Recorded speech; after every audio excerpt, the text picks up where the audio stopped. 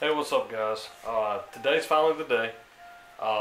It's been, I don't know, it's been a minute since I got this chair, and I've done a video before, just the unboxing and then like the building and everything and all that good stuff, and I gave some initial impressions on it, and I said that once I actually used it for a while, I would, do a review video on it and give you. I'm not going to do a points thing. I know in the first video I kind of did a.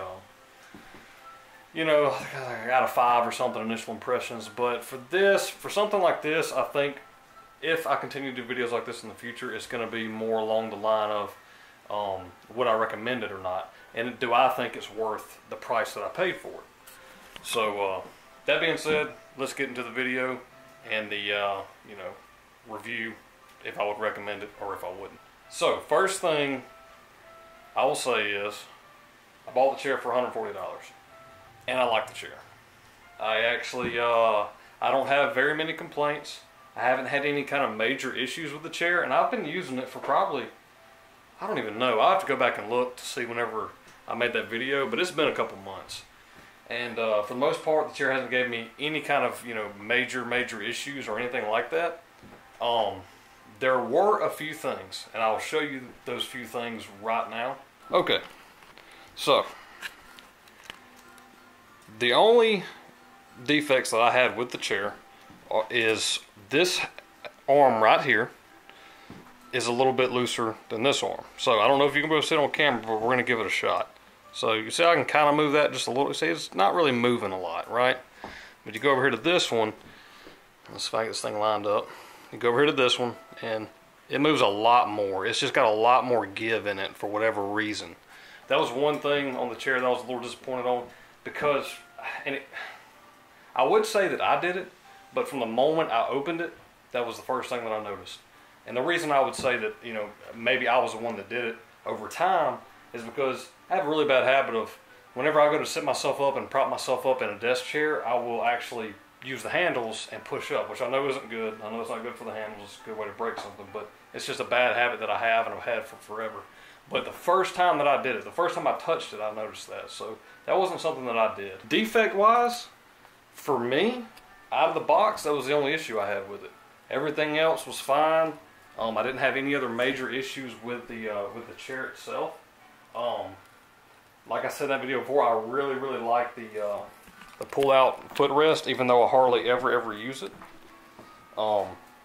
It's very rare if I do use it, but yeah, all in all, the chair was good. Like I said, no major manufacturer defects. The one thing that I do want to talk about, and it's not that big an issue for me, but I can see it being an issue for some people, is the reason I initially bought this chair was because on the video before, like I said, I wanted the flat bottom.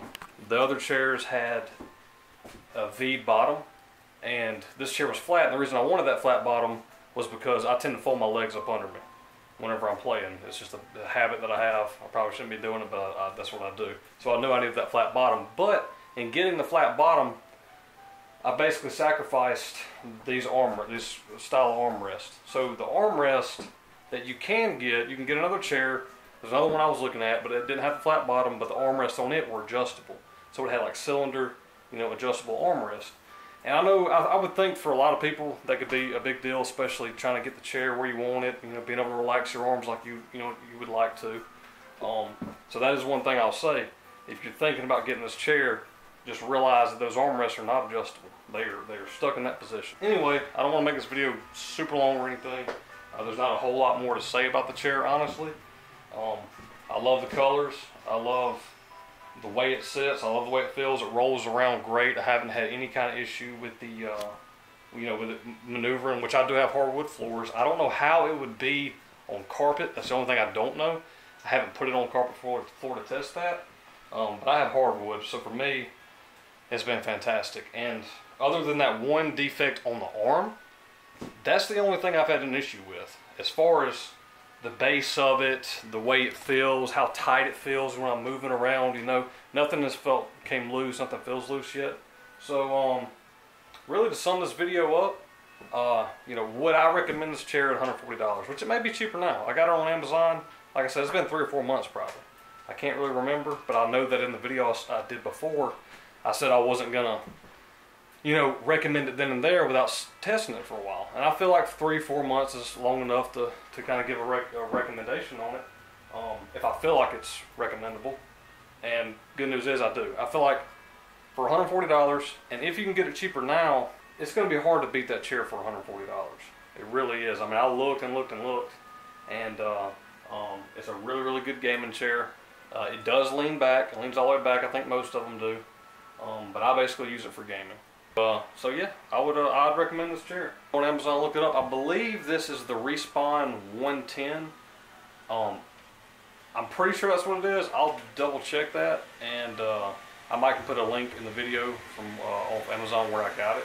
I'm not being sponsored by Amazon or nothing like that. No one's sponsoring me for this. This is just an honest, you know, my impressions on the chair, what I feel about it. If it's worth $140, I would say yes. I would say that for your money, you're getting there. It's going to do everything you want it to do. Comes with all the extra support. You can remove the headrest support if you want to. It's going to do what you want it to. And the only issue, like I said, was that armrest defect was, you know, kind of aggravated for me. So if I was to give it a rating on a point system, I would definitely take a point away from that. But as far as, you know, you may buy that and not have that problem. That could have just been the chair that I bought. I could have just been unlucky. That's about it, guys. If you enjoyed the video, be sure to like, subscribe to the channel. I'm going to try to do more review videos when I can on gaming items that I bought, because I've accrued, yeah, I'll turn the camera around, but I've accrued a pretty fair amount of stuff right now. I actually built my first PC a few months ago, around the same time that I got the gaming chair, actually. So I'll probably be doing a video on that. There is the PC. I know it's kind of hard to see because the window's right there, kind of blocking it, but and then there's my setup. Everything I got going on here. My little tree, and then I also got my little retro setup over here. So, but yeah, this video's already probably went way too long, and I'm rambling because I'm filming like 3 videos a day. It's Christmas Eve. I'm trying to get these things knocked out, so that way I can relax tomorrow and not have to worry about doing videos and all that good stuff. So, anyways, guys, thank you for watching. Thank you for hanging out. You guys have a very, very Merry Christmas and a Happy New Year. God bless you guys.